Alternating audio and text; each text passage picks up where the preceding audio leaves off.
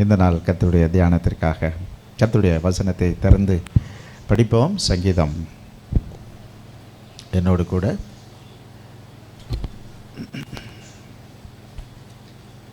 18ஆம் சங்கீதம் 34வது வசனம்.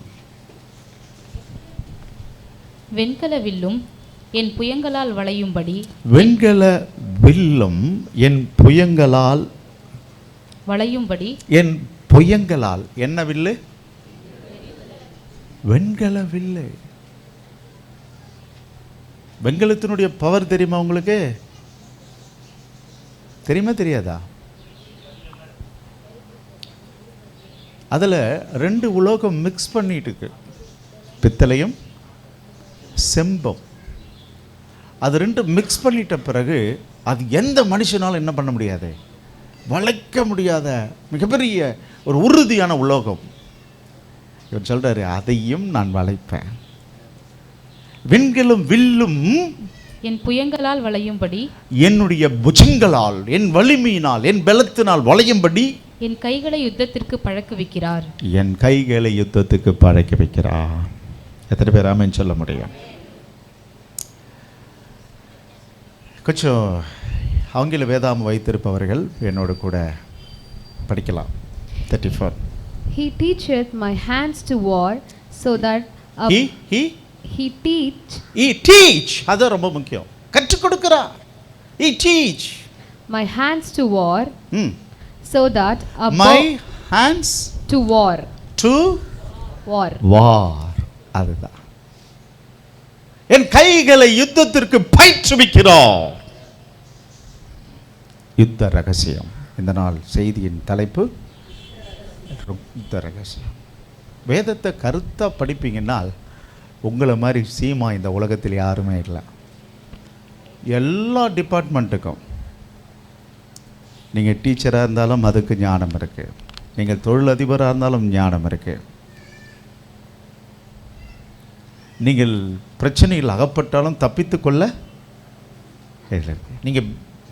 நீங்கள் ஒரு பியூட்டிஷியன் அதுக்கும் இருக்குது, நீங்கள் ஒரு டாக்டர் அதுக்கும் இருக்குது, நீங்கள் ஒரு ப்ரீச்சர், டீச்சர், பிரசங்கிமார்கள் அதுக்கும் இருக்குது, நீங்கள் ஒரு மியூசிஷியன் அதுக்கும் இருக்குது, இளைஞன், குழந்தைகள், கர்ப்ப பெண்கள் அதுக்கும் இருக்குது, ஊதாரிகள், ஊர் சுற்றிகள், ஞானிகள், வாள்கள் அவங்களுக்கும் இருக்கு வாசனை.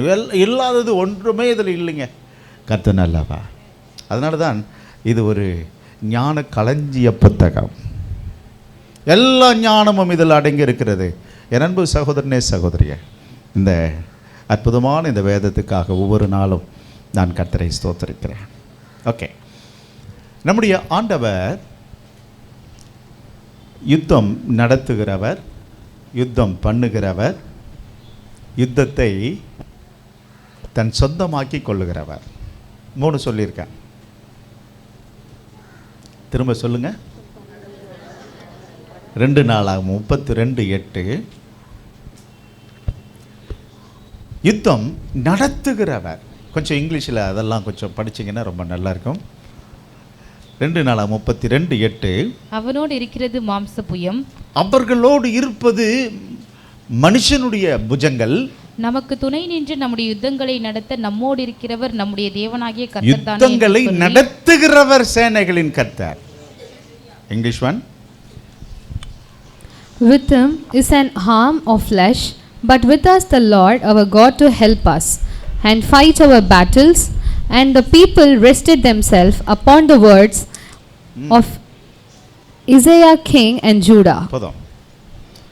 யுத்தம் நடத்துகிறவர். யோசுவா 10ஆம் அதிகாரம் 14வது வசனம். பண்ணுகிறவர். படிக்கலாம். 10:14. இப்படி கர்த்தர் ஒரு மனிதனுடைய சொல்லை கேட்ட அந்நாளையொத்த நாள் அதற்கு முன்னும் இல்லை அதற்கு பின்னும் இல்லை. கர்த்தர் இஸ்ரவேலுக்காக யுத்தம் பண்ணினார். யுத்தம் நடத்துகிறார். இப்போ யுத்தம் படிங்க. And there was no day like that before it or after it, that the Lord hearkened unto the voice of man, for the Lord for Israel. Third one 2 நாளாகமம் 20ஆம் அதிகாரம் 15வது வசனம்.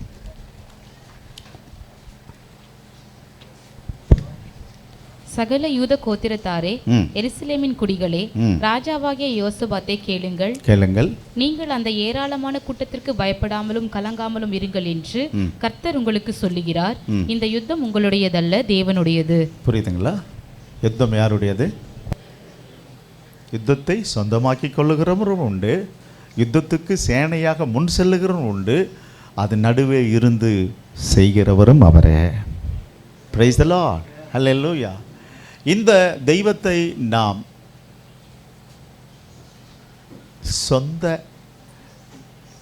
உயிராக நாம் கொண்டிருப்பது எத்தனை பெரிய பாக்கியம்! இந்த தேவனை நாம் தேவனாக கொண்டிருப்பது எத்தனை பெரிய பாக்கியம்! அன்பு மகனே, மகளே, அவர் யுத்தம் பண்ணுகிறவர், யுத்தம் செய்கிறவர். ஆக தாவீது சொல்வது போல பழைய ஏற்பாட்டில் சரீரத்தில் யுத்தம் பண்ணினார்கள் தங்கள் எதிரிகளோடு. புரியுதுங்களா? புதிய ஏற்பாட்டில் அந்த மாதிரி யுத்தத்தை நீங்கள் வேதத்தில் பார்க்கவே முடியாது. என்னுடைய சத்தம் உங்களுக்கு தெளிவாக இருக்கும். தூங்குறதுனாலும் தூங்கலாம், நீங்கள் ஒன்றும் பிரச்சனை இல்லை. ஏன்னா அவ்வளோ சாஃப்டாக இருக்கணும்னு நான் விரும்புகிறேன். என் வாய்ஸில் அதிரடி இருக்கக்கூடாது, சாஃப்டாக இருக்கணும்னு பார்க்குறேன். ஏன்னா வாழ்க்கைக்காக தான் நான் பேசுகிறேன். பிரச்சனை உண்டு பண்ண நான் பேசலை. பிரச்சனை உண்டு பண்ணால் தானே சவுண்டு கொடுக்கணும். அப்போ பழைய ஏற்பாட்டு யுத்தம் வேற, புதிய ஏற்பாட்டு யுத்தம் வேற. பழைய ஏற்பாட்டு பக்தர்களுடைய பிரச்சனை வேற, புதிய ஏற்பாட்டு மக்களுடைய பிரச்சனை வேற. ஆனால் வாழ்க்கை ஒன்று தான். வாழ்க்கையில் எந்த மாற்றமும் இல்லை. கடவுள் மாறிட்டாரா? இல்லை. நான் நேற்றும் நான் என்றும் மாறாதவர், அவர் மாறாத இறைவன். அப்படியானால் மனுஷனுடைய வாழ்க்கை மட்டும் மாறுதுன்னா மாறவே இல்லை. கலாச்சாரமும் பண்பாடும் என்ன பண்ணிக்கிட்டே இருக்கு? மாறுத ஒழிய மனிதனுடைய பாவமும் சாப்பிட்ற தன்மையும் அவனுடைய எண்ணங்களும் உணர்வுகளும் மாறவே இல்லை. எல்லாம் ஒன்று தான். அவனுக்கு நியமிக்கப்பட்ட நேரம் ஒன்று தான், பகல் இரவு ஒன்று தான். அதில் எந்த மாற்றமும் இல்லையே. அது மாறினா தான் இவன் மாற போகிறான். அது ஒன்றும் மாறல. பகல் இரவு, மழை பனி வெயில், அதெல்லாம் ஒரு மாற்றமும் இல்லை நண்பர்களே. அப்படியானால் நமக்கு இப்போ புதிய ஏற்பாட்டில் யுத்தம் இல்லை, ஆனால் யுத்தம் இருந்தது என்று பவுல் சொல்கிறார். அதனால் நான் சொல்லக்கூடிய சில விஷயங்களை மட்டும் புரிஞ்சுக்குங்க. நமது போராட்டம் மாயங்களை புரியும் பிசாசோடு. என்னத்தை புரியும்? மாயங்க. சின்ன பையனால், பெரிய பையனால், மனைவியால், சின்னச்சினால, மச்சானால், மாப்பிள்ளையால் மாயங்கள் புரியும் பிசாசு. நமக்கு வேற எங்கேயும் பிரச்சனையே இல்லை. மாயங்கள் புரியும் பிசாசோடு. நண்பா, பிசாசும் சாத்தானும் உண்மையானது, கற்பனை கதை கிடையாது. ஞாபகம் வச்சுக்கோங்க. அதை கொஞ்சம் மனசில் வச்சுங்க. இயேசு கிறிஸ்து உண்மையானவரா? அப்படியானால் சாத்தானும் உண்மையானவன் தான். இது கற்பனையெல்லாம் கிடையாது. ஷூர், அது உண்மை. அவன் அநேக ஆயிரங்களை தோற்கடித்து பலன் கொண்டிருக்கிறான். அவனோடு தான் உனக்கும் எனக்கும் யுத்தம். Price the Lord. ஏன் தெரியுமா? அந்த ஆயிரங்களோடு போராடி போராடி தொற்று போனவன் யாரு? சிலரோடு வென்றன்னு கொக்கரிக்கிறான். நான் யூதாவை ஜெயிச்சிட்டு தெரியுமா? அவனுங்க கோழைங்க. மோசேவை ஜெயிச்சியா? யோசுவாவை ஜெயிச்சியா? கிதியோனை ஜெயிச்சியா? சிம்சோனை நீ ஜெயிச்ச மாதிரி நினைப்ப. ஆனால் அவன் உங்களை அழிச்சானே. 1 சாமுவேல் 17ஆம் அதிகாரம் 33வது வசனம்.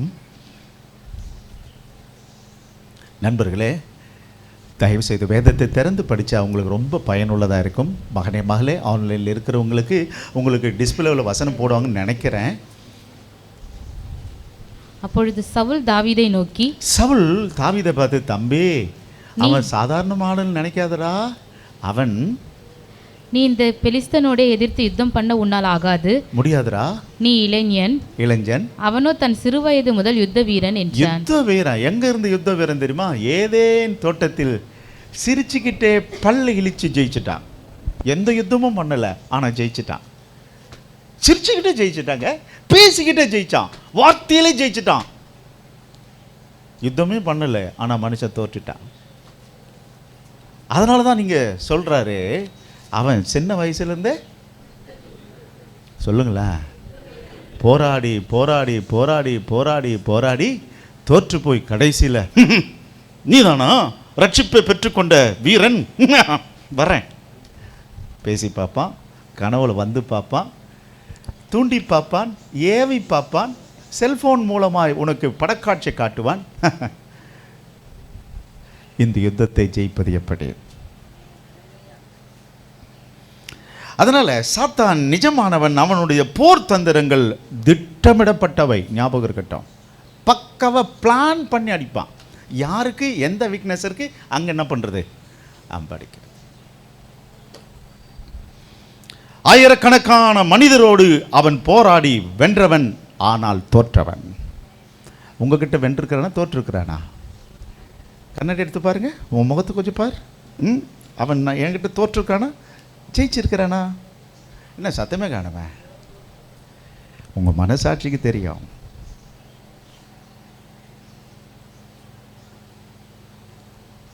நான் உங்ககிட்ட கேட்க மாட்டேன், ஆனால் அவன் உங்க பக்கத்திலேயே நிற்கிறது எனக்கு தெரியுது.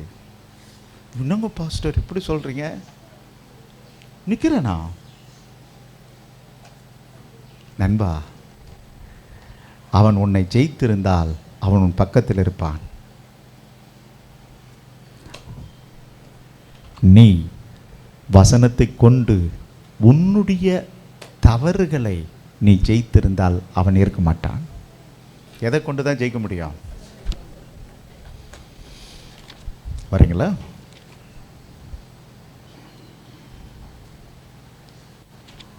அவனுடைய போர் நுணுக்கங்களை கண்டறிந்து ஜெயித்தவர் நம்முடைய தகப்பன் இயேசு, என்னுடைய நண்பர் இயேசு. அவனுடைய போர் நுணுக்கங்களை கண்டறிந்து அதை என்ன பண்ணவரே ஜெயித்தவர் இயேசு. யார்? என்ன சத்தமே காணுமே? ஏய் தம்பி, என்னையே இப்படி பார்க்குறீங்க? 1 யோவான் 3:8 என்ன சொல்லுது பாருங்க, நீங்கள் எடுத்து வாசிக்கலாமே. பாவம் செய்கிறவன் பிசாசினால் உண்டாயிருக்கிறான், ஏனெனில் பிசாசானவன் ஆதி முதல் பாவம் செய்கிறான். பிசாசினுடைய கிரியைகளை அழிக்கும்படிக்கே தேவனுடைய குமாரன் வெளிப்பட்டார். Praise God. ஹலோ, இயேசு கிறிஸ்துவின் பிள்ளைகளுக்கு ஒரு ராஜதந்திரம் தெரியும். ஏன் தெரியுமா? என்ன ராஜதந்திரம்? பிசாசை ஜெயிப்பது எப்படின்னு தெரியும். இன்னொரு முறை சொல்றேன், ராஜதந்திரம் உண்டு. பிசாசை ஜெயிப்பது எப்படி என்று எங்களுக்கு தெரியும். ஏன் தெரியுமா? ஜெயித்தவருடைய டூல்ஸ் எங்ககிட்ட இருக்கு. எதை ஜெயிச்சாரு? பிசாச.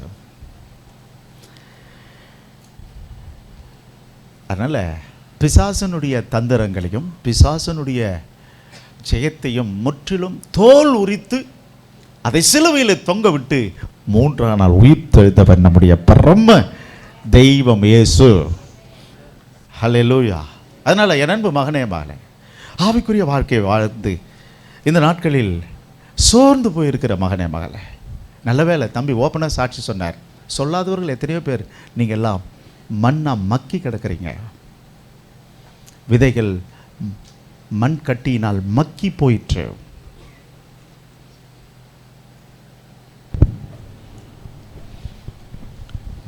சாத்தானுடைய பெரிய ஆயுதம் என்ன தெரியுங்களா?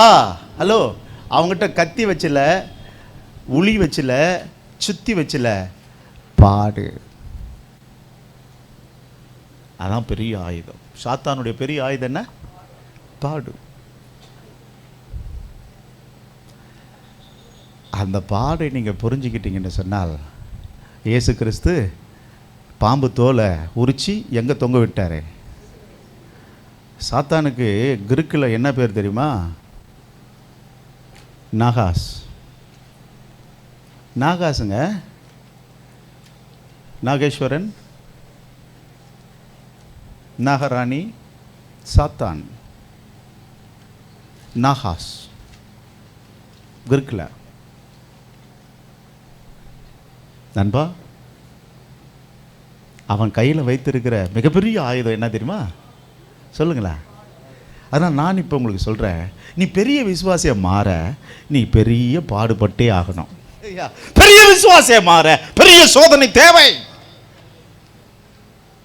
ஆளானப்பட்ட மகாராஜா இயேசு இந்த உலகத்துக்கு வந்து அவரே சோதனையை ஜெயித்து நான் நசரேயனாகிய இயேசுன்னு பேர் வாங்கிட்டு போனார்.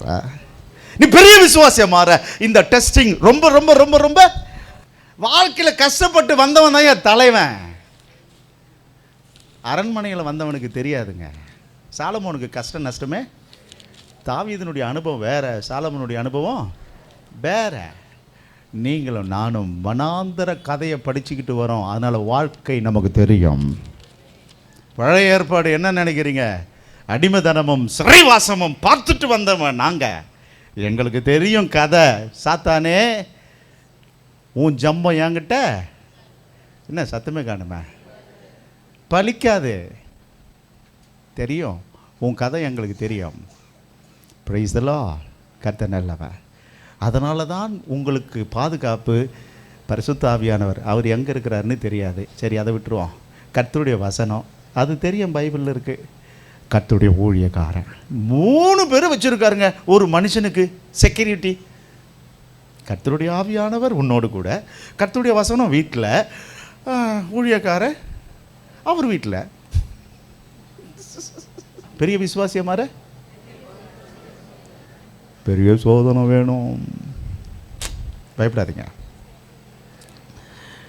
அதனால் இந்த செய்தியை நான் தியானிக்கும் பொழுது ஒரு 6 எக்ஸ்பீரியன்ஸை நான் படிச்சுக்கிட்டேன். இப்போ சரியான நேரம் என்னுடைய கடிகாரத்தில் 9:48. பாருங்கள், உங்கள் கடிகாரத்தில் பாருங்கள், 48 தானே?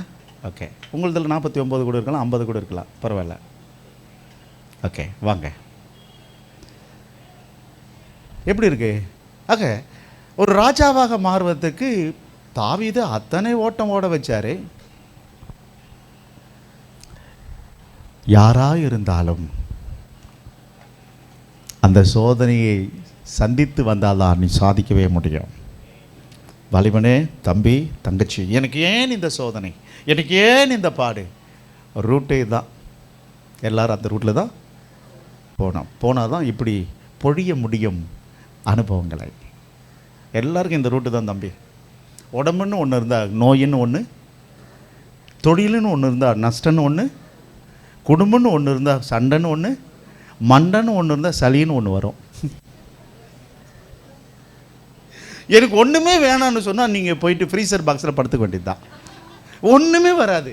மாலை வரும், பூ வரும், உனக்கு ஊதுபத்தி வரும், அங்கே அது கூட பார்க்க முடியாதுல்ல, கச்சேரி எல்லாம் வரும்.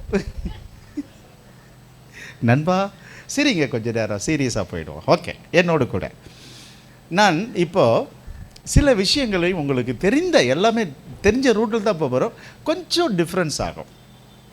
என்ன டிஃப்ரென்ஸ் ஆகுது என்ன பார்த்தீங்க என்ன சொன்னால்,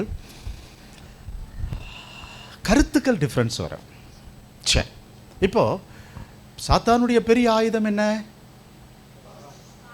பாடு. அதை தூக்கி போட்டு சிரிச்சிட்டு இருந்தது யார்கிட்ட? பேய். புரியல. தங்கச்சிம்மா சொல்கிறாங்க, யோபு உண்மை. அவனை கூட கத்தி இல்லை, சொந்தக்காரங்களெல்லாம் ஒன்றுமல்ல. எதை தூக்கி போட்டான்? எதை கொளுத்தி போட்டது? பாடு. அந்த பாடு ஜெயிக்க யோபுக்கிட்ட என்ன இருந்துச்சு? அங்கே தான் நான் இருக்கிறேன்.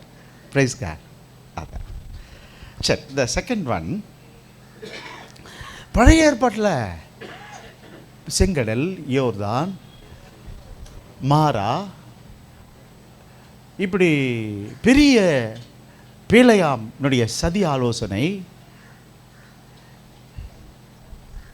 மற்றபடி யோசேபாத்து, இவங்களுடைய சம்பவத்திலலாம் இவங்கெல்லாம் யுத்தத்தில் ஜெயிச்சாங்களாம். எதில் ஜெயிச்சாங்க தெரியுமா? தெரியாது தானே? நான் எல்லாத்தையுமே ஒரே ஒரு லைன் சொல்ல போகிறேன். இயேசு கிறிஸ்து வானத்திய பூமியும் படைத்தவர். அவரே இந்த பூலோகத்தில் மனித அவதாரம் எடுத்து சாதாரண மனிதனை வந்தால் அங்கே வந்து கொக்கரிக்குது. இவர் வானத்து பூமி ஆழம் அதிகாரம் எனக்கு. அவர் எதில் ஜெயிச்சார்? யோசேப்புக்கு தரிசனம் கொடுக்கப்பட்டது, ஆனால் குழி, அவமானம், இளைஞனுக்கு டெம்டேஷன், அதனால் வந்தது சிறை. எப்படி இங்கே யுத்தம் எப்படி இருக்கு? இங்கே எப்படிங்க இருக்கு? என்ன புரியல? இங்கே எப்படிமா இருக்கு? இந்த யுத்தம் எப்படி இருக்கு? அப்படியே சத்தமே காணுமே. நல்லா இருக்கா இல்லையா? போன ரூட்டு தான். ஆனால் அவர் எதில் ஜெயிச்சார்? இவ்வளோ பேன்சர் பண்ணீங்க, இதுக்கு மட்டும் சொல்ல மாட்டேன்றீங்க. போன ரூட்டில் திரும்பி வரக்கூடாதுமா. பரிசுத்தமா என்னன்னு பார்த்துருவோம்.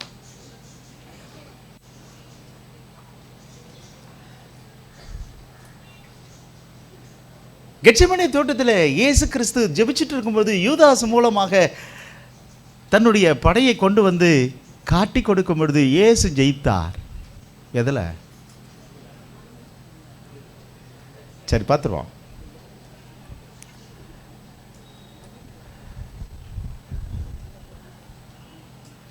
காலையில் எலிசையா, என்னடா இப்போ தானே தூங்குறேன், நைட்டெல்லாம் ஜெபிச்சுட்டு இருந்தேன்டா, அவுட் சைடு போயிட்டு வந்துடுறேன் ஐயா, நீங்கள் ஜெபிச்சுட்டு இருங்கன்னு சொல்லிட்டு அவுட் சைடு போனவனுக்கு ஒரு பெரிய அதிர்ச்சி.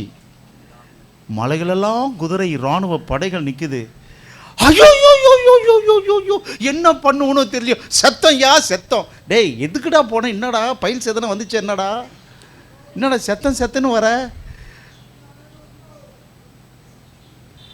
ராணுவையா. அங்கே அவன் சொன்னா, இவர்களோடு இருப்பவர்களை பார்க்கலாம். எதில் ஜெயிச்சாங்க? சொல்லிடுங்க பாப்போம்.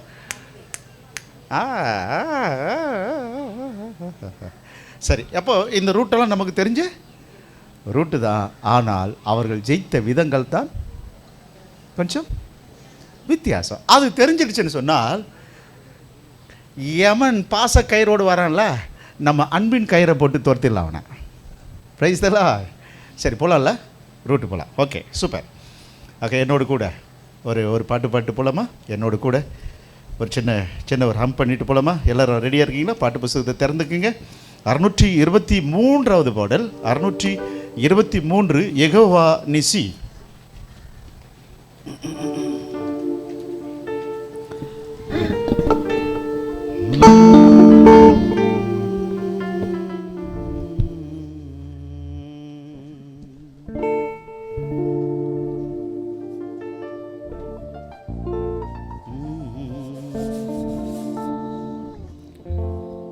யெகோவா நிசி, யெகோவா நிசி, யெகோவா நிசி, யெகோவா நிசியை போற்றி பாடுவோம் எங்கள் கோடி. நான் வரும்பொழுது அருமையான ஒரு கொடி பிடிச்சிக்கிட்டு அதில் ஒரு அழகான ஒரு வெள்ளை கோடு ஒன்று போட்டுக்கிட்டு ஒரு 100-150 பேர் நடந்து போயிட்டே இருந்தாங்க ரோட்டில். அப்படி எட்டி பார்த்தா நம்ம ஐயாசாமி கூட்டம். பாவம், அவர் ஜாதிக்காக எதிர்த்து போராடின்ற அவரையே சாமியாக்கி அவருக்கு ஒரு கொடி நாட்டி அவருக்கு ஊர்வலம் வர வச்சிட்டாருங்களே. உங்களுக்கு ஐயாசாமி பற்றியெல்லாம் தெரியாது. அருமையான கொள்கை அவருடைய கொள்கையெல்லாம்.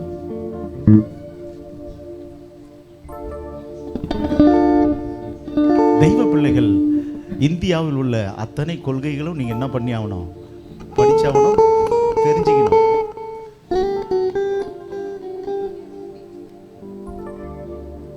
வரீங்களா என்னோட கூட?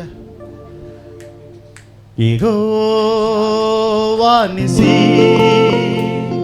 யெகோவா நிசி, யெகோவா நிசி, யெகோவா நிசி, யெகோவா நிசி, யெகோவா நிசி போற்றி பாடுவோம் எங்கள் கோடி வெற்றி கோடி. அல்லேலூயா, எங்கள் கோடி வெற்றி கோடி. யெகோவா நிசி, யெகோவா நிசி, யெகோவா நிசி, யெகோவா நிசி. கர்த்தர் துணை நின்று யுத்தம் செய்வாரே, கலங்கி நிற்க காரணங்கள் இல்லையே, கைகளை தளர்த்திடாமல் தாங்கியே, கர்த்தர் இயேசு சத்தியமாகி நிற்கிறார். கர்த்தர் நல்ல யுத்த வீரரே, அல்லேலூயா, கர்த்தர் நல்ல யுத்த வீரரே. யெகோவா நிசி, யெகோவா நிசி, யெகோவா நிசி, யெகோவா நிசி. பிசாசனுடைய தந்திரம் புரிந்தா மட்டும்தான் நம்மால் அவனை ஜெயிக்கவே முடியும். எபேசியர் 6ஆம் அதிகாரம் 11வது வசனம், 16வது வசனம். நீங்கள் பிசாசின் தந்திரங்களோடு எதிர்த்து நிற்க திராணியுள்ளவர்களாகும். திராணி வேணுங்க. என்ன ஆணி? ஆணி என்ன ஆணி? என்னங்க? திருவாணியா? திருகாணியா? என்ன ஆணி? திராணி. இங்கிலீஷில் படி sister. Put on the whole armor of God, that they may be able to stand against the wiles of the devil. அவனுக்கு முன்பதாக தைரியமுடையவராக நிற்பதற்கு. அடுத்த வசனம் 16. பொல்லாங்கன் எய்யும் அக்கினி ஆஸ்திரங்களை எல்லாம். அக்கினி ஆஸ்திரங்கள். என்ன ஆஸ்திரங்கள்? அப்படி என்னால் அவன் கொளுத்தி போடும் கொள்ளி அக்கினி ஆஸ்திரங்கள். எது பறந்து வருது அந்த அம்புல? பார்த்துருக்கீங்களா இல்லையா? நெருப்பு அப்படி எய்கிறாங்க. வீடு பற்றிக்கிட்டே எரியுது, குடும்பம் பற்றிக்கிட்டே எரியுது, வாழ்க்கை பற்றிக்கிட்டே எரியுது. எங்கேதோ ஒரு அம்பு எறிகிறான். அக்கினி ஆஸ்திரங்கள். அவன் எய்யும் அக்கினி ஆஸ்திரங்களை எல்லாம் அவித்து போடத்தக்கதாய், அதை அணைத்து போடத்தக்கதாக, எல்லாவற்றிற்கும் மேலாக விசுவாசம் என்னும் கேடகத்தை. அதை அணைச்சி போடக்கூடிய பக்குவம் வேணும். அல்லேலூயா. அப்போ ஃபர்ஸ்ட்ல நம்ம பார்த்தோம் திராணி, ரெண்டாவது பார்க்குறோம் அணைத்து போடக்கூடிய பக்குவம். சொல்லி பாருங்க. அதை எதிர்த்து நிற்கக்கூடிய தைரியம், பலன். அந்த அக்கினியை அணைத்து போடத்தக்க என்ன வேணும்? வயசு பிள்ளைகளே, கல்யாணம் ஆகியிருக்கிற பிள்ளைகளே, வாலிபனே, வாழ்ந்திருக்கிற மக்களே, ப்ளீஸ் தயவுசெய்து நமக்கு என்ன வேணும்? எதிர்த்து வர பிரச்சனையை சந்திக்க தைரியம் வேணும். கொளுத்தி உள்ள போட்டான்னு வச்சுக்க, அதை அணைக்கக்கூடிய பக்குவம் வேணும். சொல்லி பாருங்க. இப்போ நீங்களே சொல்லி பாருங்க. எதிர்த்து நிற்க தைரியம், உள்ள எரியுது, அதை அணைத்து போட பக்குவம் வேணும். பாலிஸ்டர் புடவை கட்டிக்கின்னு போயிட்டு அணைக்க போகிறோன்னு என்ன ஆகும்? சொல்லுங்களா நண்பா? அவனுடைய அக்கினி ஆஸ்திரங்களெல்லாம் அழித்து போடத்தக்க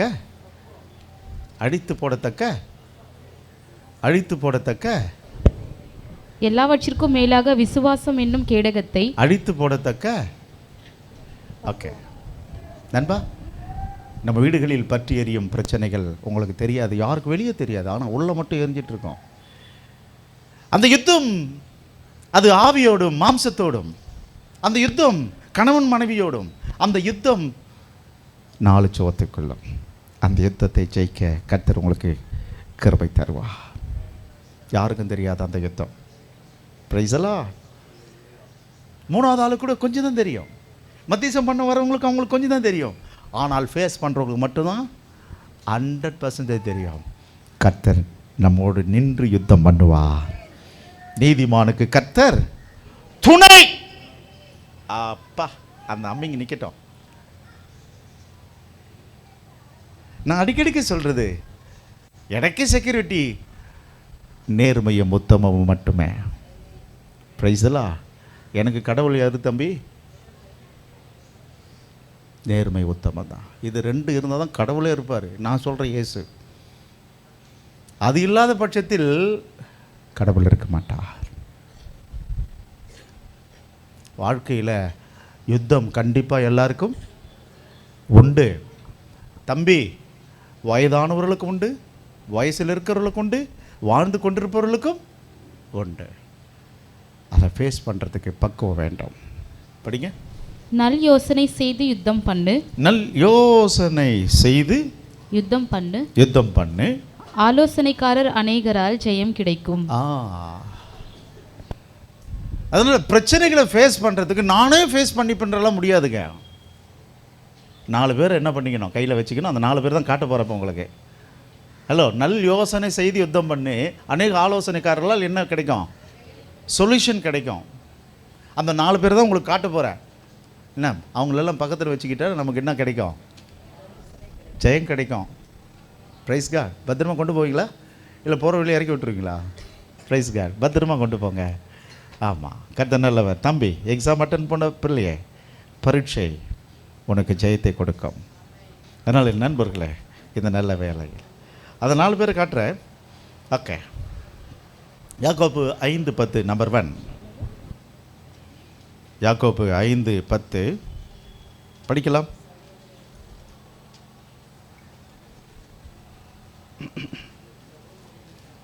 யாக்கோப்பு 5:10.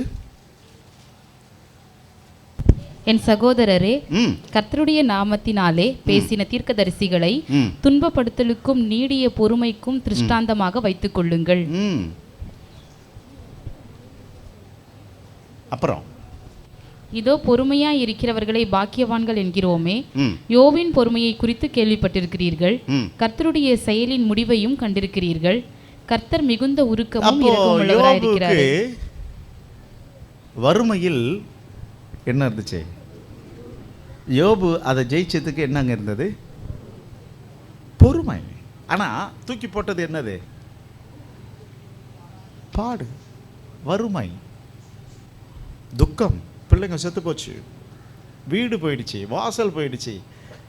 ஆலோசனை கொடுக்க வந்தவங்க என்ன பண்ணுறாங்க? தூசிக்கிறாங்க, குத்துன்னு குத்துறாங்க. பரவாயில்ல, எல்லாவற்றையும் அவர் எதில் சகித்தார்? என்ன ஆயுதம்? பொறுமை. சாத்தானே நீங்கள் முதல் அதிகாரம் 2 அதிகாரத்தில் மட்டும்தான் பார்க்க முடியும். மற்ற எந்த இடத்துல என்ன பண்ண முடியாது. எந்த உருவத்தில் வரான்? எந்த உருவத்தில் வரான்?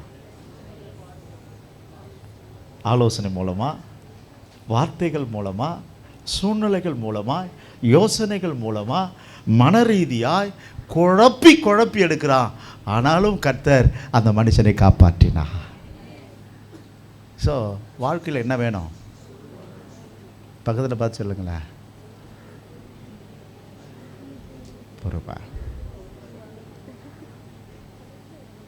புதிய ஏற்பாட்டில் இங்கே பாருங்க, கத்தி எடுக்கணும், வழக்கு போடணும், வாய்தா வாங்கணும், ஆதாரம் இல்லை.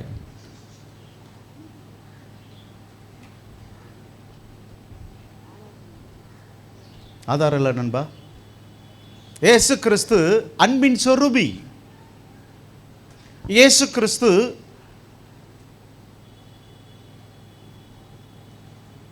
மன்னிக்கும் நாயகன். இயேசு கிறிஸ்து அற்புதமான பாத்திரம். ஏன்னா அவருடைய வார்த்தைகள் எல்லாம் ஒவ்வொன்றும் எப்படி இருக்கு? மணிமணியா. விவேகானந்தரை கவர்ந்து இழுத்தது, காந்தியடிகளை கவர்ந்து இழுத்தது, வெள்ளையனை வெளியேறு என்ற வார்த்தையினாலேயே வெளியேற வைத்தது, அகிம்சையை கொண்டு வந்தது எதுதான்? இயேசு கிறிஸ்துனுடைய பொன்மொழிகள். மண்டேலா, ஆப்பிரிக்காவுக்கு விடுதலை வாங்கி கொடுத்த மண்டேலாவுக்கு இயேசு கிறிஸ்துனுடைய பொன்மொழிகள் தான். நண்பர்களே, ஹலோ, வாழ்க்கையில் என்ன வேணும்? அவசரப்பட்டுறாத, தற்கொலைக்கு போகாத, டைவர்ஸுக்கு போகாத, கோர்ட்டுக்கு போகாத, போலீஸ் ஸ்டேஷனுக்கு போகாத. அதுக்கு புதிய ஏற்பாட்டில் வசனத்தை காட்டவே முடியாது. பழைய ஏற்பாட்டில் தான் காட்டுவேன். அதெல்லாம் ஒழிஞ்சு போச்சுங்க. ஒழிந்து போன மகிமை, நிலைத்திருக்கிற மகிமை. இங்கே நம்முடைய ஆயுதம் என்ன?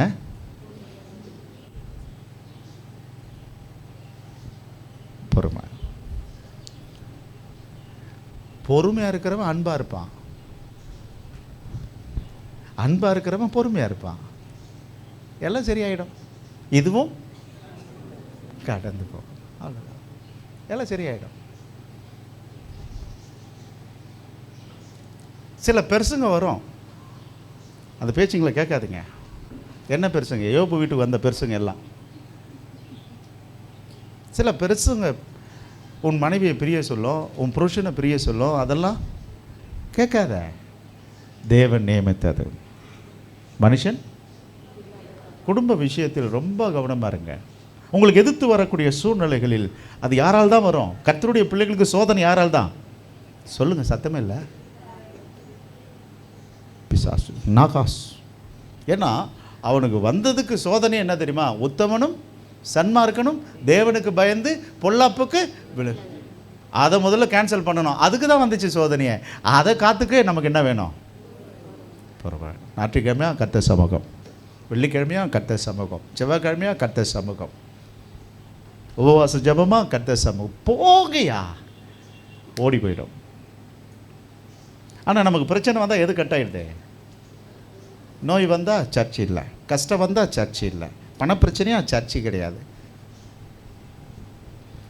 இங்கே வந்தால் தான் நீங்கள் பலப்படவே முடியும்.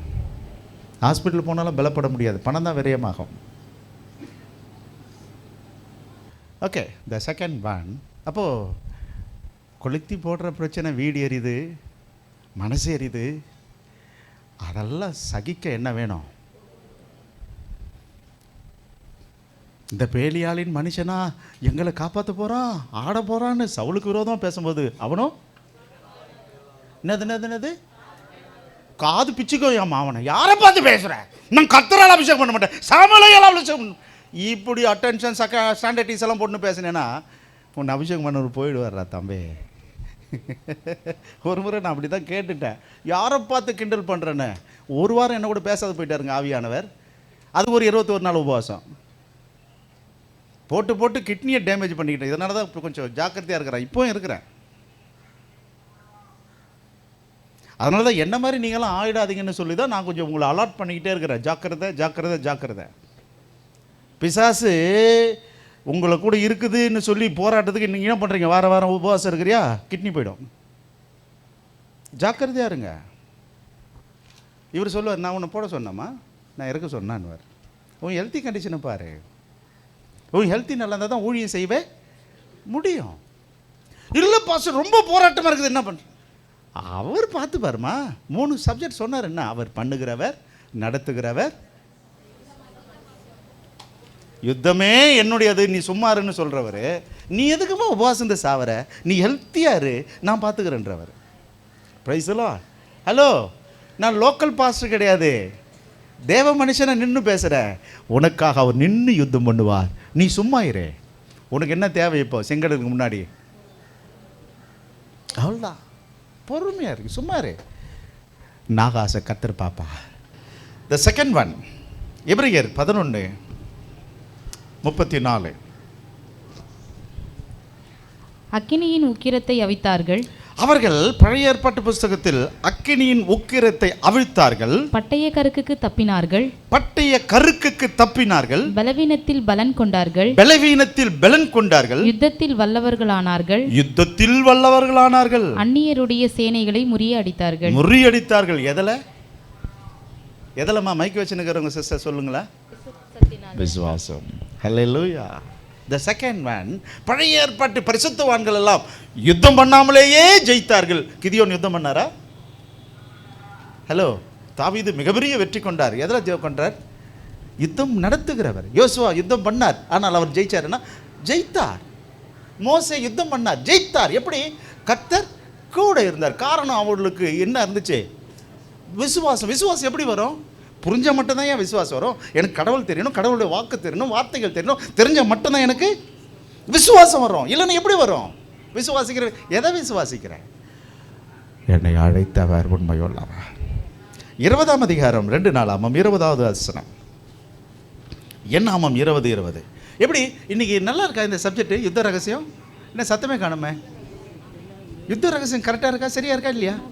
ஓகே, படிக்கலாம். 20:20 2 நாளாமம். அவர்கள் அதிகாலமே எழுந்திருந்து தெக்கோவாவின் வனாந்திரத்திற்கு போக புறப்பட்டார்கள். புறப்படுகையில் யோசபாத் நின்று யூதாவே எருசலேமின் குடிகளே. யுத்தத்துக்கு போறவங்க ப்ளீஸ் தயவு செய்து இங்க பாரு, யுத்த புருஷெல்லாம் பின்னாடி போங்க, துதிக்கிறவங்க பாட்டு பாடுறவங்க முன்னாடி வா. இப்ப சொல்றாரு பாருங்க, படிங்க. யூதாவே எருசலேமின் குடிகளை கேளுங்கள், உங்கள் தேவனாகிய கர்த்தரை நம்புங்கள், அப்பொழுது நிலைப்படுவீர்கள். அவருடைய தீர்க்கதரிசிகளை நம்புங்கள், அப்பொழுது சித்தி பெறுவீர்கள் என்றான். அதனால விசுவாசம் வேணும் பிரதர். இங்க பாருங்க, ஞாயிற்றுக்கிழமை சர்ச்சுக்கு வந்தா எப்படி பிரதர் யோசித்து பாருங்களா. அதுக்காக தான் வெள்ளிக்கிழமை உங்களுக்கு ஒரு லைவ் கொடுக்குறோம், சண்டே ஈவினிங் ஒரு லைவ் கொடுக்குறோம். வர முடியாதவங்களுக்கு இதெல்லாம் நீங்கள் ஃபாலோ பண்ணி பாருங்கள், எப்படி இருப்பீங்க. உங்களுக்கு சேவை செய்ய நான் கொஞ்சம் நிம்மதியாக போயிட்டு வரலன்னா அது கூட போகக்கூடாதுன்ட்டார் பாரு. நில்லு ஒர்க் பண்ணுன்றாரு. உங்களுக்காக தானே இவ்வளோ வேலையும். நீங்கள் இல்லைன்னா எப்படி தம்பி? உனக்காக தான் இந்த மனுஷனை உயிரோடு வைத்திருக்கிறார். உங்களுக்காக தான் இத்தனை பாடு, எத்தனை பிரச்சனை ஃபேஸ் பண்ணுறீங்க பக்கத்தில். அருமையான கரஸ்பாண்டன்ட் எவ்வளோ பிரச்சனை ஃபேஸ் பண்ணுறாரு, நான் ஆவியில் எவ்வளோ பிரச்சனை ஃபேஸ் பண்ணுறேன். விசுவாசம். ஸோ பிரச்சனையை ஃபேஸ் பண்ணுறதுக்கு என்ன வேணும்? எனக்கு இந்த புருஷனை கொடுத்துருக்கிறார், எனக்கு இந்த ஊழியத்தை கொடுத்துருக்கிறார், எனக்கு இந்த இடத்தை கொடுத்துருக்கிறார், இதை நான் ஜெயிப்பேன். சத்தமே இல்லையா? விசுவாசம். நம்பிக்கையை தளர விட்டுறாத நண்பா. தேவனோடுக்குள்ள ஐக்கியத்தை தளர விட்டுறாதீங்க. பழைய ஏற்பாட்டு பரிசுத்தவான்கள் எல்லாம் ஜெயித்தார்கள். நான் திரும்ப சொல்றேன், எபேசியர் 6ஆம் அதிகாரம் 10வது வசனம் 11வது வசனம் படிங்க. நீங்கள் பிசாசின் தந்திரங்களோடு எதிர்த்து நிற்க திராணி உள்ளவர்களாகும்படி தேவனுடைய சர்வாயுத வர்க்கத்தை தரித்துக் கொள்ளுங்கள். ஏனெனில் மாம்சத்தோடும் இரத்தத்தோடும் அல்ல. ஹலோ, பழைய ஏற்பாட்டில் எதோடு தான் சண்டை போட்டாங்க? பழைய ஏற்பாட்டில் சண்டை எதில் வந்தது? மாம்சத்தோடும் ரத்தத்தோடு. அண்ணன் தம்பி சண்டை, பங்காளி சண்டை, அந்த தேசம் இந்த தேசம் சண்டை, வருஷத்துக்கு ஒரு முறை சண்டை மாசன்னு வச்சிருந்தானுங்க. ரத்தத்தோடு மாம்சத்தோடு அல்ல, துரைத்தனங்களோடும் அதிகாரங்களோடும் இப்பிரபஞ்சத்தின் அந்தகார லோகாதிபதிகளோடும் வான மண்டலங்களில் உள்ள பொல்லாத ஆவிகளின் சேனைகளோடும் நமக்கு போராட்டம் உண்டு. நமக்கு யுத்தம் உண்டுடா தம்பி. நீ தூங்கினே இருப்ப, திடீர்னு சொல்லி ஒரு அழகான ஒரு பெண் வந்து உன் பக்கத்தில் படுத்துறோம். ஆஹா நல்லா இருக்கன்னு சொல்லி கட்டி பிடிச்சேன்னு செத்த வர்றோம். வர்றாதுன்னு சொல்ல மாட்டேன், வர்றோம். எட்டி உதைக்க ஆயத்தமாயிரு.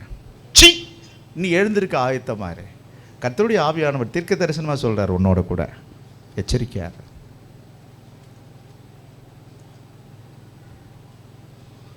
வானமண்டலத்தின் பொல்லாத ஆவிகளோடும் அவன் சேனைகளோடும் துறைத்தனம் டிபார்ட்மெண்ட்ஸ் நல்லா தான் ஜாப் கொடுத்துட்டு இருப்பாங்க, திடீர்னு ஜாப் இல்லைன்னுவான். எப்படி ஜாப் நல்லா போச்சு, நிறைய ரிஜெக்டட் ஆகிட்டே இருக்கும். நல்லா தான் வண்டி போச்சு, திடீர்னு பஞ்சர். எல்லா இடத்திலும் லாக் அவுட் ஆகும், வாசலெல்லாம் அடைக்கப்படும். இதை நான் எப்படி ஃபேஸ் பண்ண முடியும்? ஒன்று பொறுமை, ரெண்டாவது விசுவாசம். அவசரப்பட்டுறாத. உன் தேவனாகிய கர்த்தர் நல்லவர்னு மட்டும் சொல்லு. தேர்ட் ஒன், நேரம் இல்லை, போலாம். மத்தேயு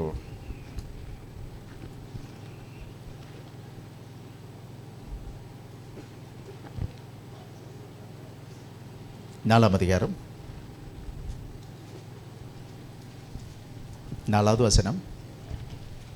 அவர் பிரதியுத்தரமாக, மனுஷன் அப்பத்தினாலே மாத்திரமல்ல, தேவனுடைய வாயிலிருந்து புறப்படுகிற ஒவ்வொரு வார்த்தையினாலும். வார்த்தை. இந்த யுத்தத்தை ஜெயிக்கிறதுக்கு நம்ம கைகளில் இருக்கிறது என்னது? வார்த்தை, வசனம். எபேசியர் 6ஆம் அதிகாரம் 17வது வசனம்.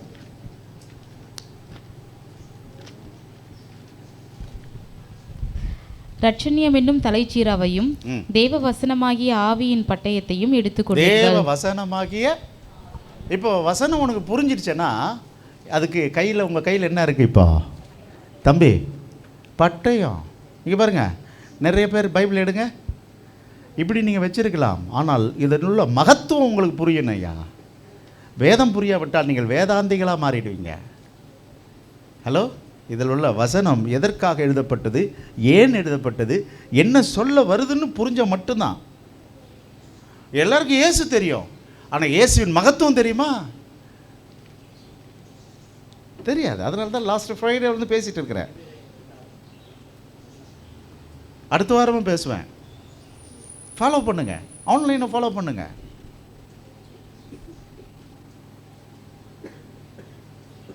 அது புரிஞ்ச மட்டும்தான் இயேசுவே தெய்வம் என்று சொல்லவே முடியும். இல்லைன்னா அண்ணன் சொல்கிறார், நான் சொல்கிறேன், தம்பி சொல்கிறார், நான் சொல்கிறேன், நான் சொல்கிறதுக்கு எனக்கு இயேசு புரியணையா? அல்லேலூயா. இந்த வேதம் மகத்துவம் உள்ளது என்று முத்தம் கொடுக்கிறது மாத்திரமல்ல, தூக்கி சுமப்பது மாத்திரமல்ல, இந்த வேதம் என்னுடைய வாழ்வின் அறிவின் களஞ்சியம் என்பதற்கு இதில் உள்ள மகத்துவம் எல்லாம் நான் புரிஞ்சிக்கணும். அதுக்காக தான் ஐயா செவ்வாய்க்கிழமை நான் கூவிட்டு இருக்கணும், வேலைக்கிழமை நான் கூவுறோம், ஆன்லைனில் கூவுறேன், ஞாயிற்றுக்கிழமை சாயந்தரம் கூவுறேன். உன் வீட்டில் வேதம் இருக்கும், ஆனால் வேதம் மகத்துவம் புரிஞ்சால் மட்டும்தான் பிசாசு உன் வீட்டிலேருந்து ஒரு ஸ்டெப் எடுத்து வெளியே வைப்பான். வேதம் புரியாவிட்டால் நீ பைபிள் எடுத்து தலைமையில வச்சுக்கின்னு நோயை ஓட்டணும், பேயை ஓட்டணும். வேதம் புரிஞ்சால் வாயின் வார்த்தையினால் பிசாசை ஓட்டிடலாம். Price the Lord. நம்ம விசுவாசிகள் யாராகிலும் தலைமையில பைபிளை வச்சுக்கிட்டு நோயை பேயை ஓட்டினீங்கன்னு சொன்னால், நான் மறுபடியும் உங்களுக்கு சொல்லிடுவேன், பேயே உள்ளே போயிடு, நோயே உள்ளே போயிடு சொல்லுவேன். நான் சொல்கிறத கேட்கும். சில நேரத்தில் அப்படி தான் லேட் நைட்டில் பேய் ஓட்ட வேண்டிய நிலை வந்துடும். நான் சொல்லுவேன், நான் ஜெபம் பண்ணுறது அவங்களுக்கு தெரியாது, நீ உள்ளே இரு, நாளை காலைல வரேன்னு விடுவேன். அவ்வளோதான். என்னம்மா எப்படிமா இருக்கு? சும்மா இருக்குது ஐயா, படுத்துக்கின்னுடுவேன். நல்ல காலைல பார்ப்போம். நாங்கள் சொல்கிறது எது கேட்கும்? பேய் கேட்கும். வயிறு வலின்னு வந்திருப்பேன். இப்போ நான் சொல்லுவேன், வயிறு வலி கொஞ்சம் அமர்ந்துரு, வீட்டுக்கு போனால் வரும்.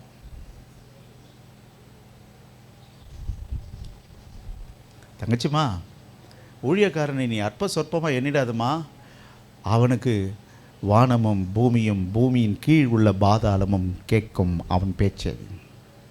ஞாபகம் இருக்கட்டும். உங்களுக்கு தெரியாது உங்கள் பவர் யாருன்னு. ஒரு முறை அப்படி தான் நான் முத ஒரு கிராமத்தில் ஊழியம் செஞ்சுட்டு இருக்கிறேன். அப்போல்லாம் லைட்டெல்லாம் ரொம்ப குறைவு, கரண்ட்டு கிடையாது, பைக்கு கிடையாது, நடந்து ஊழியம் பண்ணிட்டு இருக்கும் பொழுது ஒரு குடிசையில் ஜெபம் பண்ணிட்டு இருக்கிறேன். ஒரு பெண்ணுக்கு திடீரென்று சொல்லி கண்ணு தெரியல, வாய் வரல. அங்கெங்கே போகிறாங்க, குளிச்சம் போடுறாங்க, மந்திரிக்கிறாங்க, அது பண்ணு. அப்போ கேள்விப்படுறாங்க, அந்த குடிசைக்குள்ளே ஒரு ஆள் ஜெபம் பண்ணுறாரு. ஓகே, வராங்க. வந்துட்டு உடனே தெரியாத கண்ணு தெரியுது, பேசாத வாய் பேசுது. அப்போ தான் தெரிஞ்சு போச்சோ நமக்குள்ளே கிஃப்ட் ஆப்ரேட் ஆகுதுறாங்க. Praise the Lord. நண்பா, நான் உங்களுக்கு சொல்லுவேன், நீங்கள் யாருன்னு உங்களுக்கு தெரியாது. உங்களுக்கு அடையாளப்படுத்தி கொடுப்பதே இதுதான், நோய் பேய். எப்போ? இந்த வார்த்தை உனக்குள்ளே இருக்கும் பொழுது. Price the Lord. அதனால தான் சொல்லுவேன், இந்த வார்த்தையை நேசிங்கன்னு சொன்னால் இது எடுத்துன்னு இப்படி போகிறோம். இல்லை பிரதர், இது தியானம் பண்ணு. தியானம் பண்ணுறதுக்குன்னு 4 நாள் ஒதுக்கு, 3 நாள் ஒதுக்கு, காத்துருங்க, தியானம் பண்ணுங்க. இது புரியாத பட்சத்தை நீங்கள் என்ன ஜெபம் பண்ணுவீங்க? உங்களை கம்யூனிகேட் பண்ணுற சிம் கார்டு இது தானே. சிம் கார்டு இல்லாமல் செல்ஃபோன் வச்சுருந்து என்ன பிரயோஜனம்? சிக்னல் எது தான்? வார்த்தை தான். வார்த்தையே இல்லாமல் என்ன வச்சுருக்கிறான்? அப்படி தான் வந்தான். தேவன் தெரியுமா? தெரியும். வார்த்தை சொன்னாரா? சொன்னார். சாப்பிடக்கூடாதுன்னாரா? சாப்பிடக்கூடாதுன்னு தான் சொன்னார். சாப்பிடு. யார்? ஆதாமு. எல்லாம் இருந்துச்சு, பைபிள் இருந்தது, வார்த்தை இருந்தது, வாக்குத்தத்தம் இருந்தது, எல்லாம் இருந்தது. தோற்று போனானே, ஏன்னா வார்த்தை புரியலை. நிறைய பேர் இன்னைக்கு வசனம் புரியலை. ரத்தத்தோடு மாம்சத்தோடு யுத்தம் இல்லடா தம்பி, வானுமண்டலத்தின் பொல்லாதாவின் சேனைகளோடு. அதனால் அன்பு தம்பி தங்கச்சி, வசனம் புரியணும். 2020 நான் இந்த வேதம் மாற்றினேன். இன்றைக்கி வேதம் தேடிட்டு இருக்கிறேன். எனக்கு ஏற்ற வேதம் கிடைக்கல. போய் திரும்பி வந்துகிட்டே இருக்கிறேன். மாற்றிடுவேன், இந்த வாரம் மாற்றிடுவேன். எத்தனை வருஷம் ஆகிடுச்சு? மேக்ஸிமம் 3 வருஷம் தான் நான் யூஸ் பண்ணுவேன் ஒரு பைபிளை, அவ்வளோதான். புதுசாக தான் இருக்குது, ஒன்றும் பழசெல்லாம் மாறி இல்லை. இது பாருங்கள்,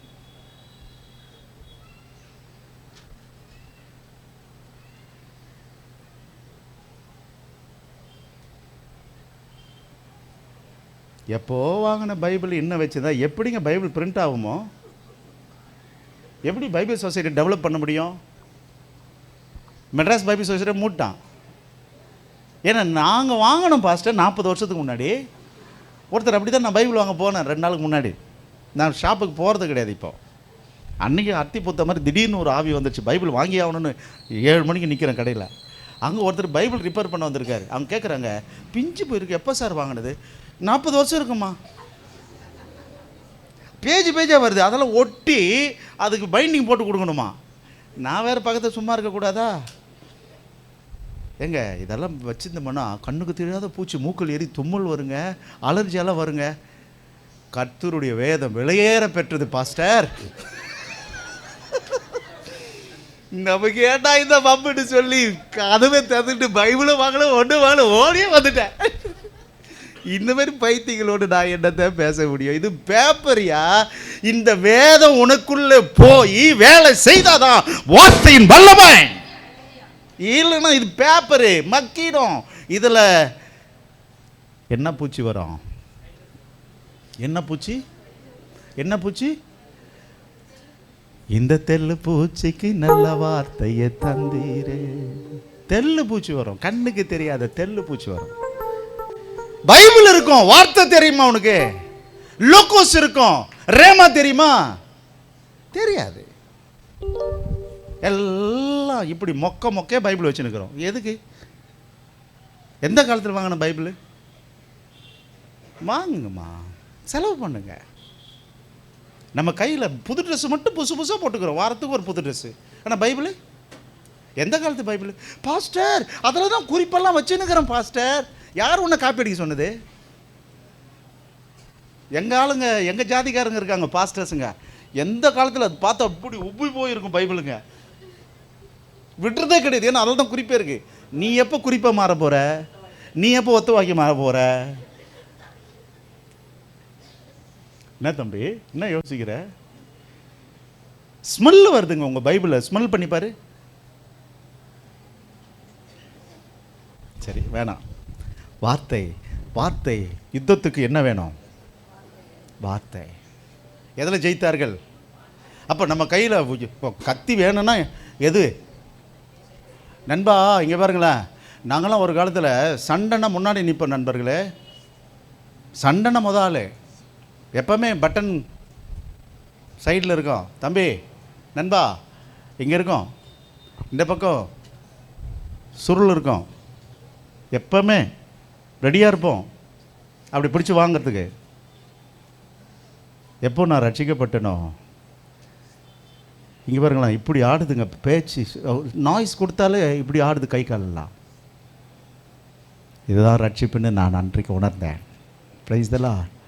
சத்தம் வரக்கூடாதான், வாயில் கெட்ட வார்த்தை வரக்கூடாதான், வம்பு வார்த்தை வரக்கூடாதான். என்னை உணர்த்தின பரிசுத்த ஆவியானவர் உங்களை உணர்த்த மாட்டாரா? என்னை சீர்படுத்தின உங்களை சீர்படுத்த மாட்டாரா?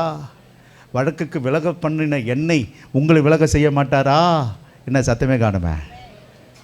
சண்டைக்கு முன்னே நிற்க என்னை உலகம் பயிற்றுவித்தது, ஆனால் என் தேவனோ சமாதானத்துக்கு பயிற்றுவித்தா.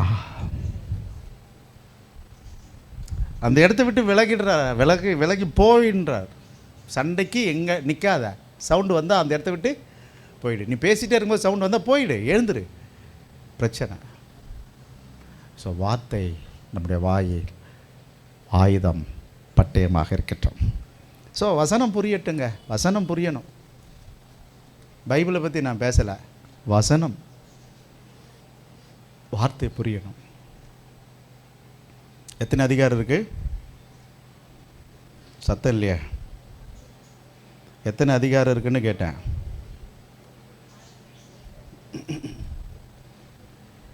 1189 அதிகாரம் இருக்குது. 8,10,697 வார்த்தைகள் இருக்குது. 8,10,697 வார்த்தைகள் இருக்குது. 35,86,480 எழுத்து இருக்கு.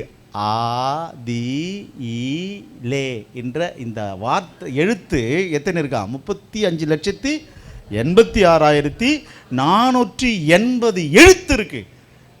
அந்த ஒவ்வொரு எழுத்துக்கும் அர்த்தம் புரியணுங்க. அதுதான் போன மாதத்தில் எழுதியிருக்கோம், ஆதியாகமம் 1:1 எழுதியிருக்கோம்.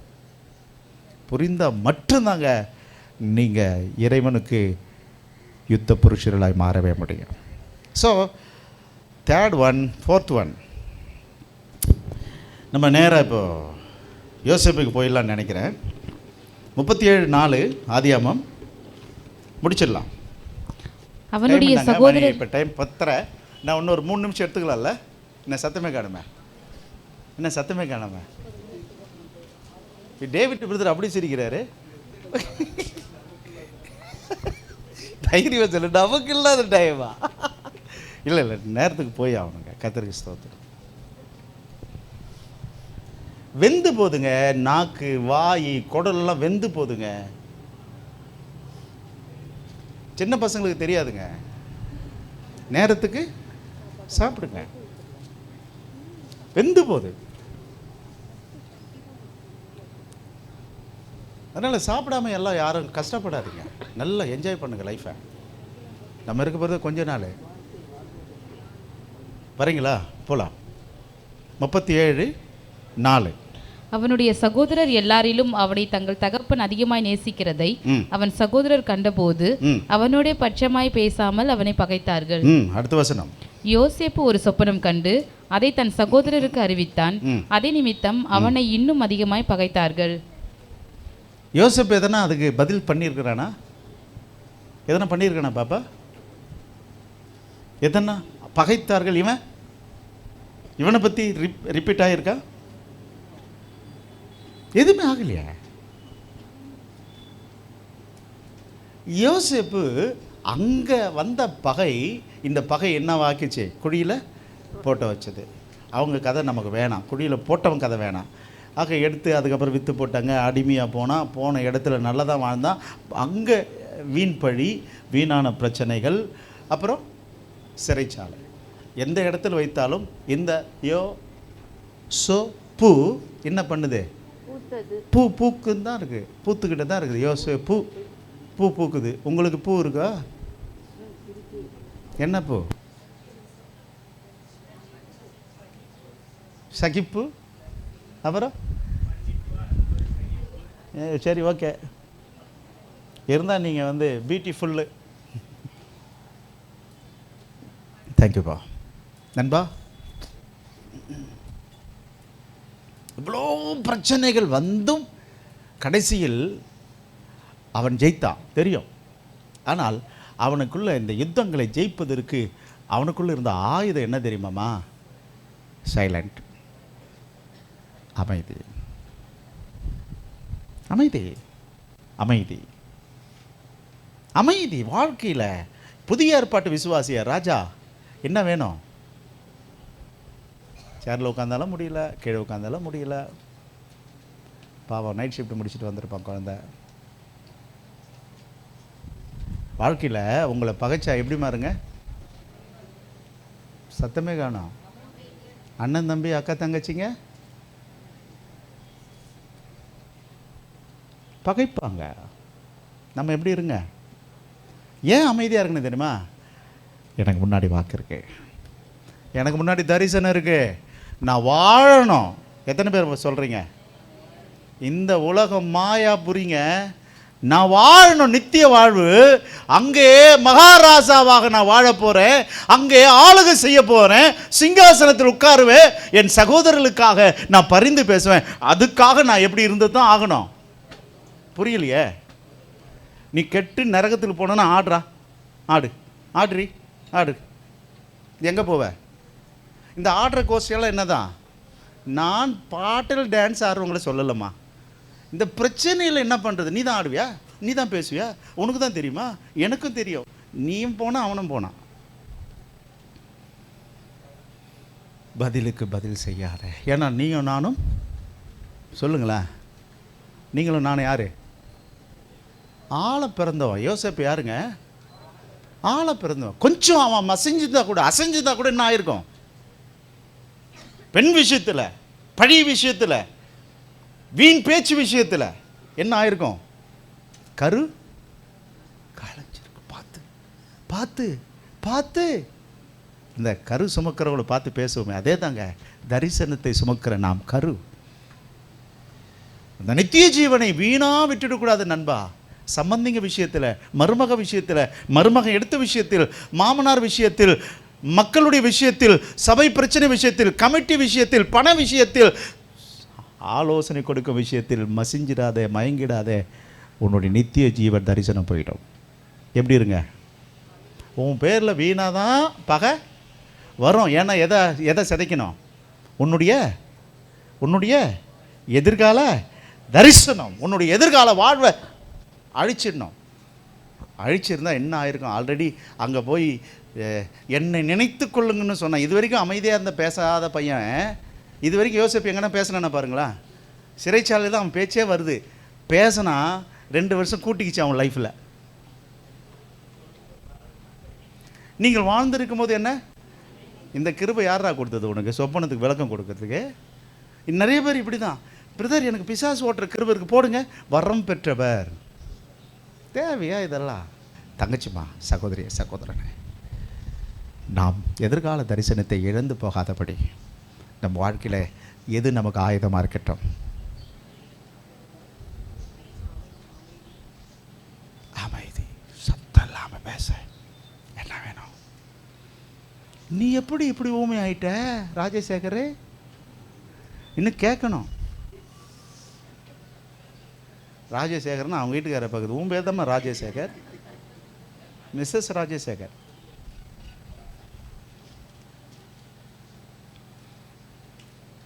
நிறைய பேசணும், பேசலாம். கர்த்தர் உங்களோடு கூட பேசுவார்னு நினைக்கிறேன். உங்களுடைய ஆவி பேசட்டும். எதிர்கால தரிசனத்தை குலைக்க உனக்கு எதிராக பாய்கிற அம்பு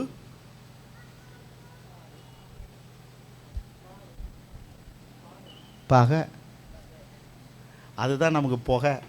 மூச்செல்லாம் அடிச்சிடும்.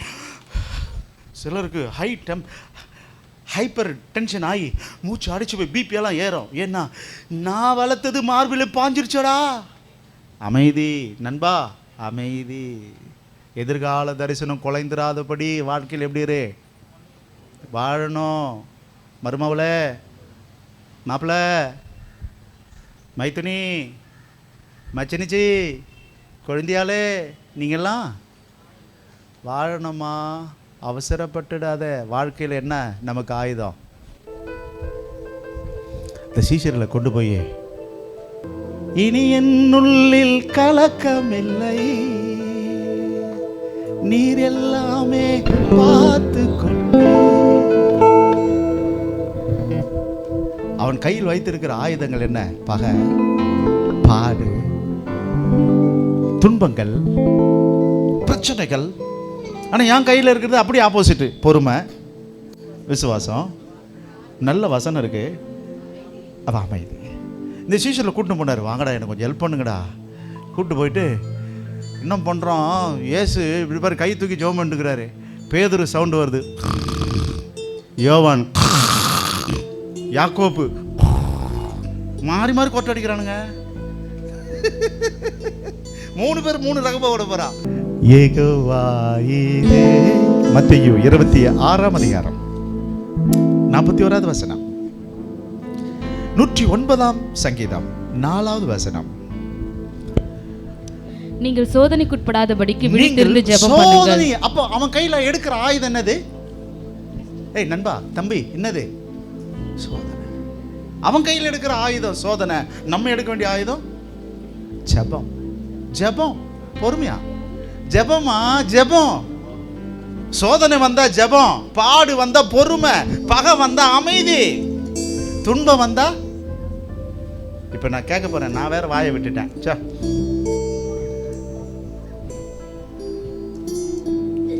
இது எல்லாத்தையுமே எனக்கு ஜாயின் பண்ணி கொடுக்கணும். இப்போ நீங்கள் தான் பண்ணணும். ஆன்லைனில் இருக்கிறவங்க, டே தம்பி பாதியெல்லாம் கட் பண்ணதே, என் ஆத்துமா கத்திரை சோத்துரு வரை உங்களுக்கு லைவ் இருக்கு. இன்னைக்கு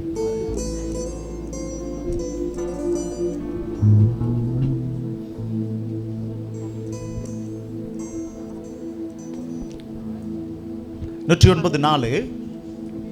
தம்பி கடைசியாக இருக்கிறவங்க படிக்கிறாங்களா பாருங்க, தமிழ் வாட்ச் பண்ணிக்க பக்கத்தில் இருக்கிறவங்கள. 109:4. என் சிநேகத்துக்கு பதிலாக என்னை விரோதிக்கிறார்கள். நானோ ஜெபம் பண்ணி கொண்டிருக்கிறேன். தங்கச்சிமா, வாழ்க்கையில அமைதி மட்டும் இருந்தா போதாது, பொறுமை மட்டும் இருந்தா போதாது, வார்த்தை மட்டும் இருந்தா போதாது, விசுவாசம் மட்டும் இருந்தா போதாது. யுத்த ரகசியத்தில் ஜெபம். என்னத்தை ஜெபம் பண்றது? வசனம் இருக்கு, வாக்குத்தத்தம் இருக்கு, உன்னுடைய எதிர்காலம் இருக்கு. ஜெபம் பண்ணுப்பா. மறுபடியும் தொடங்கலாம். விழுந்த இடத்துல இருந்து மீண்டும் எழும்பலாம், மீண்டும் எழும்ப செய்வார். என்ன பண்ணிக்கிட்டே இருங்க? ஜெபம். ஜெபம் தான். சீசர்களை கொண்டு போய் அதை சொல்லிக் கொடுக்குறாரு. சோதனைக்கு உட்படாதபடி நீங்கள் விழித்திருந்து ஜெபம் பண்ணுங்கள். ஜெபம் ஜெபம் ஒரு மனுஷனை உயர்த்தலாம், அடுத்தது பெறக்கூடாது. உயர்த்தத்துக்கு என்னதான், தாழ்த்தத்துக்கு ஜெபம் பண்ணுங்கன்னு சூன்யமாயிடும்.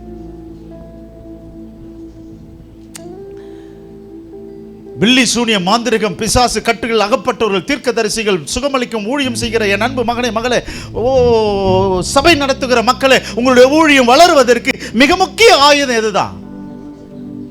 ஜெபம். இந்த 5வது ஐட்டம் ரொம்ப அவசியம், பிரேயர். ஆனா சோதனை வந்தா என்ன பண்ண முடியாது? என்னதான் வரும்? தூக்கம் வரும். உஷாராயிடணும். நமக்கு பிரச்சனை வருதுன்னு அர்த்தம். நீங்கள் ஜெபிக்கும் பொழுது தூக்கம் வருது, சம்திங் உங்களுக்கு பின்னாடி ஏதோ ஒன்று தட்டுதுன்னு அர்த்தம். உஷாராயிடுங்க, விழித்திருங்க, விழிப்பார்ந்து கேட்டு பாருங்க, ஜெயிச்சிடலாம். பிரைஸ் எல்லாம் தம்பி. அப்போ யுத்த ரகசியத்தில் 5வது என்னது? ஜெபம். அது உபவாசமா இருக்கலாம், அது காத்திருப்பா இருக்கலாம், அது தனிமையா இருக்கலாம், எதுவா இருக்கட்டும், ஜெபம். தம்பி, அதனால உங்க வாழ்க்கையில சக்சஸ் பண்ணணும், பரீட்சையில ஜெயிக்கணும்னா என்ன பண்ணுங்க? எக்ஸாம் எழுதிட்டு ஜெபம் பண்ணாத, எக்ஸாம் எழுதுறதுக்கு முன்னாடி ஜெபம் பண்ணு. எக்ஸாம் எழுதிட்ட பிறகு பேப்பர் யாருக்கிட்ட போதோ அங்கே ஒரு அற்புதம் நடக்கணும். ஆண்டவரே, நான் விரும்புகிறபடி 99.9 ரிசல்ட் வரணும். பிரைஸ் எல்லாம் வரீங்களா? சப்பா. ஃபைனலி த லாஸ்ட் ஒன், நம்ம யாரை பற்றி பார்க்கணும்? சொல்லு தம்பி, யாரை பற்றி பார்க்கணும் ஃபைனலி? நான் தான் முன்னாடியே கதையெல்லாம் சொல்லிட்டேன். எலிசா, சீசர் கதை முடிஞ்சிச்சு தம்பி. Elisha finally. ராஜாக்களின் புஸ்தகம் 2 ராஜாக்கள் 6:16. அதற்கு அவன், பயப்படாதே, அவர்களோடு இருக்கிறவர்களை பார்க்கிலும் நம்மோடு இருக்கிறவர்கள் அதிகம் என்றான். இங்க என்ன, இங்க பாருங்களேன், அவன் கொண்டு வர்றது பெரிய படையை கொண்டு வரான், பிரச்சனை. ஆனால் இங்க இவர் சொல்றாரு, அவங்களோட இருக்கிறத விட நம்மளோட அதிகம். ஆனா இங்க என்ன இருக்குது? நீங்க சொல்லுங்களேன். இங்க ஒரு ஆன்சர் நீங்க சொல்லுங்க பாப்போம். என்னது? தெரியலன்னு சொல்லுங்க. யோசிக்கணும், கொஞ்சம் 1 நிமிஷம் டைம் தரேன், யோசிங்க. ஏமா பாப்பா சொல்லுமா, இங்க என்ன தேவைப்படுது? இந்த போர்க்களத்துக்கு, இந்த யுத்தத்திற்கு இங்கே என்ன தேவைப்படுது சொல்லுங்களேன். இங்கே என்ன? எலிசா இங்கே ஆன்சரும் பண்ணிட்டாரு. அவர்களோடு இருப்பவர்கள் நம்மோடு இருப்பவர்கள் அதிகம் என்ன சொல்கிறாரு. ஆனால் அதுக்குரிய பொருள் என்ன? இப்போ நான் சொல்கிறது புரியுதா? இதுக்கு பேர் தான் வசனம். வேதம் இருக்குது உங்ககிட்ட, கதை இருக்குது, ஆனால் அதனுடைய பொருள் என்ன? அதுதான் வசனம், அதுதான் வார்த்தை. பொருள் தெரியாமல் பைபிள் வச்சுருந்து என்னங்க பிரயோஜனம்? பிரச்சனை வந்துருச்சு, போர் வருது, யுத்தம் வருது, அங்கே என்ன இப்போ தேவை? நீரே அல்லா. சத்தியமா இது ஆன்சர் கிடையாது. ஆன்சர் என்ன தெரியுமா? நான் உங்களுக்கு சொல்றேன். ஆன்சர் என்ன தெரியுமா? என்ன கேட்க மாட்டேன்றீங்களே, சவுண்டே இல்லைங்க, இங்கதான் சொல்லுங்கன்னாங்க யாரோ. ஆன்சர் என்ன தெரியுமா? சத்தமே இல்லையே, சொல்லுப்பா, சொல்லுங்க, அவனுக்கு சொல்லுங்க, நீ பேசுங்க. நான் இவ்வளவு நேரம் பேசணும், ஒரு வார்த்தை பேசுறது உங்களுக்கு எப்படி தொண்டை வலிக்குது பாரு. சொல், பேசுங்க, நீங்களே சொல்லுங்க ஐயா. அனுபவம் சிஸ்டர். அவனோடு இருப்பவர் நம்மோடு இருப்பவர் அதிகம். எப்படிதான் வந்த அந்த அனுபவம் எக்ஸ்பீரியன்ஸ்? எத்தனை பேரை பார்த்துருக்குறேன்டா நாங்க. டேய், அனுபவம், இது பேர் தான் வசனம். வசனம் புரிஞ்சா அனுபவம் பேசுங்க. இப்போ எலிசா கேயாசிக்கு சொன்னது என்னது? அது அனுபவம். பெரியவங்க கிட்ட அனுபவம் இருக்குங்க, மூத்தவங்க கிட்ட அனுபவம் இருக்கு. சின்ன பசங்க பயப்படும், அதெல்லாம் சரியா, அமைதியாரு, எவ்வளோ பார்த்துட்டோம், இதையும் ஜெயிப்போம். பிரைஸ் எல்லாம் எத்தனை பேர் சொல்றீங்க? அவன் உனக்கு கலக்கத்தை கொடுப்பான், அவனுக்கு குழப்பத்தை கொடுப்பான், அவனுக்கு அதிர்யத்தை கொடுப்பான். உங்ககிட்ட என்ன இருக்கட்டும்? என்ன சத்தமே இல்லை?